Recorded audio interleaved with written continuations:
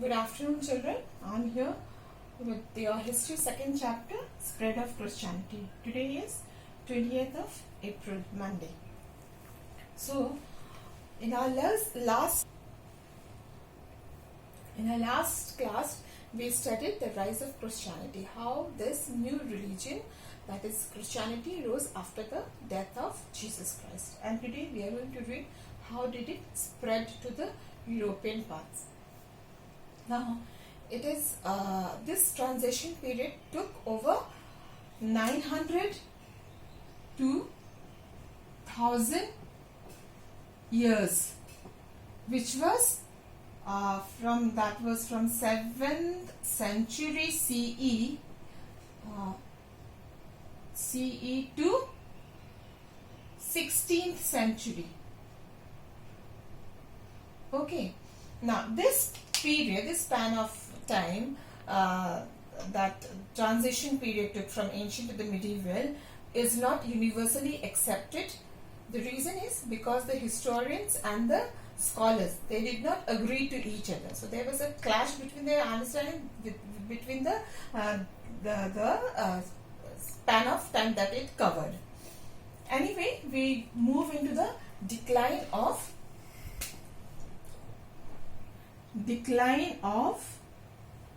ancient Roman Empire. We know that this empire was a mighty empire and it had good trade relations with India. But by the end of the 5th century CE, when end of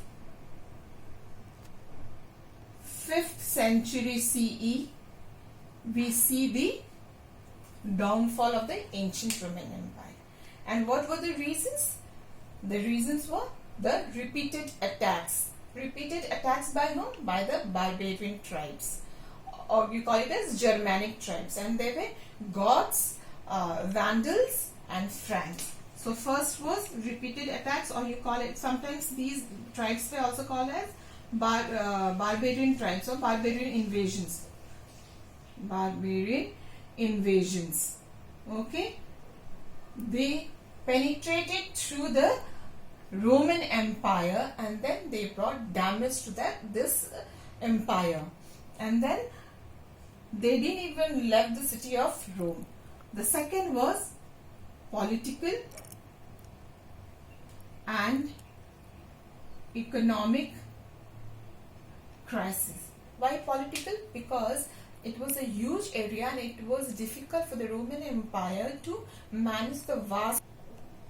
Why political reason? The reason was because it was a huge area. It was difficult for the Roman Empire to manage such a vast area. So there was system was not going smoothly. And also because of the the barbarian invasions going on, attacking on the Roman Empire, so they were more focusing on that attacks. So we see and there were a lot of politics amongst each other. So we see the political reason is also one of the downfall of the ancient Roman Empire.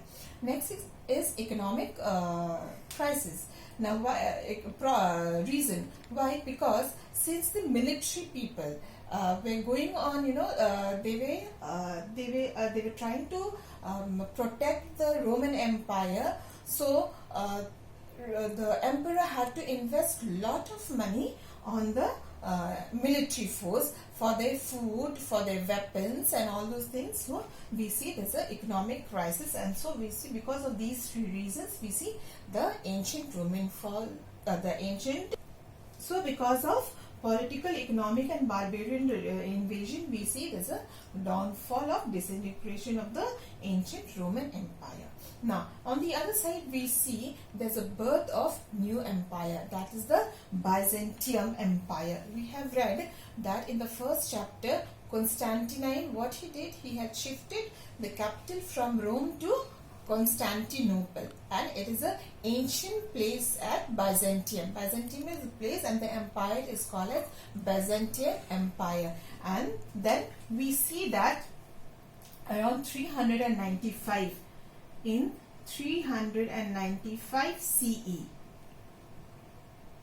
Theodosius, what he does, he divided the Roman Empire into two halves.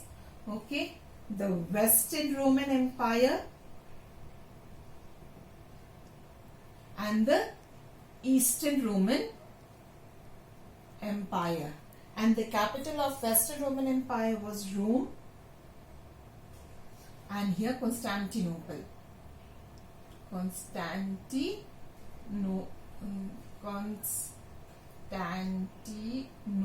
Okay. So, and here in the western part we see they speak Latin, and in this eastern part we see they speak more of Greek, because Greece and Syria, they were all closer to the Eastern Roman Empire, that part. Okay, though they were from the same empire, they didn't get along well with each other. So what we see that here Western Roman Empire, Romulus Augustulus was ruling.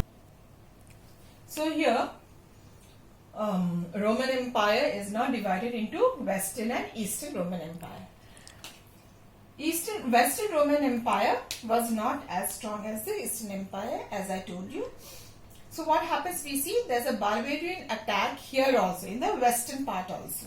And that time Romulus Augustus was the ruler in the western part.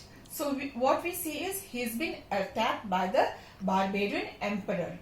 And then barbarian also attacked the eastern part, but eastern part was stronger than the western part, and then so they could withstood the onslaught of the barbarian emperor.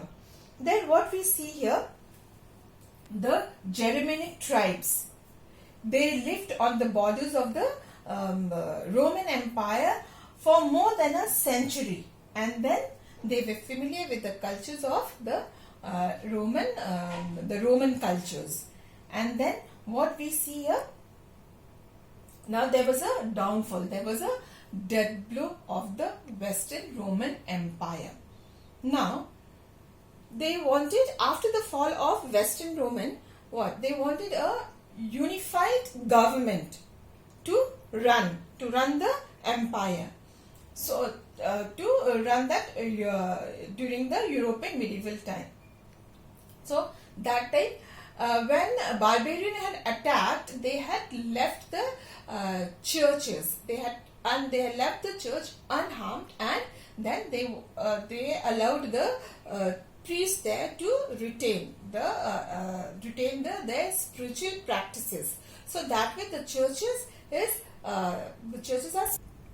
So as I told you, now these Germanic tribes lived more than a century on the borders of the Roman Empire and were familiar with Roman culture. They were semi-civilized and brought with them their own traditions and cultures. Now, as I told you, the Western Europe ended. Now, after the fall of the Western Europe, what we see? A new forms of government and new centers of power had to be found. And during that time, one uniting factor was Christianity and the Roman Church. So, we have finished with decline of the ancient Roman Empire, birth of new empire, that is Byzantium, and now is spread of Christianity.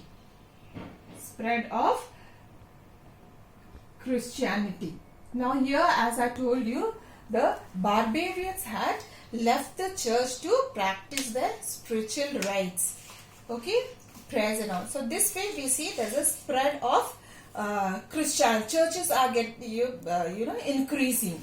So in the year 400 CE in Europe, people were non-Christians. Mostly people were non-Christian. Christianity has not yet entered around 400 CE in Europe.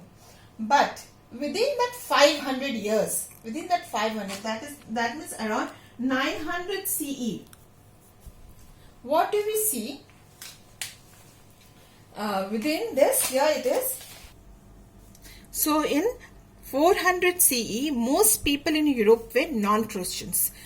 Within 500 years, by about 900 CE, most Europeans had been converted to Christianity. So, in Europe, what we see now after the conversion of people converting themselves to Christianity, we see now this Christianity has become state religion, and every state has got now churches. So what we see here, even the king had converted himself. So this conversion also, there was a mass conversion we see. What is mass conversion means? Lot of people looking at the king, looking at the masters getting converted, they also wanted to get converted to Christianity. If the king follows one way, the others also have to follow it, right? So that way they had done it, and then we see the churches are getting multiplied. It's increasing in the parts of Europe. And now here we see there's a rise of feudal lord. In the book you will see it's. So here you see Christianity had become the state religion. Now conversion of a king or a feudal lord was usually followed by a mass conversion of his subjects. Now feudal lord means what? It is like, they give the land to the people for cultivation in exchange of their military service. So they wanted that person to come into the force and fight for that country, fight for that empire, to protect it from the foreign invasion. So in that they had to give the land for that. That system, the feudal lord, has come up during